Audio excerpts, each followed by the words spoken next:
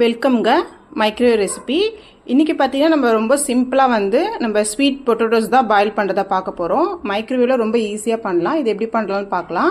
ஒரு பவுலில் நான் எல்லா ஸ்வீட் பொட்டேட்டோஸுமே எடுத்து வாஷ் பண்ணி வச்சுருக்கேன். இப்போ மைக்ரோவேவில் எப்படி செட் பண்ணுறதுன்னு பார்க்கலாம்.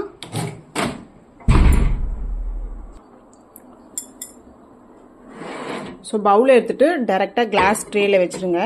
வச்சுட்டு க்ளோஸ் பண்ணிவிட்டு நம்ம மைக்ரோ ஆப்ஷனில் போகலாம். மைக்ரோ ஆப்ஷனில் போனீங்கன்னா மைக்ரோவேவ் 900 வாட்ஸ் வரும்.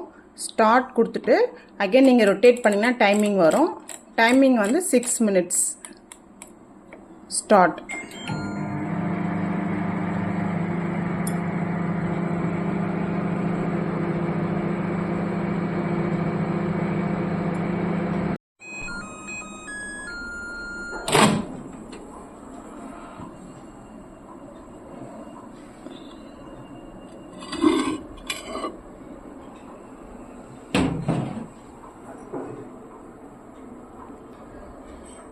நல்லா குக் ஆயிடுச்சு.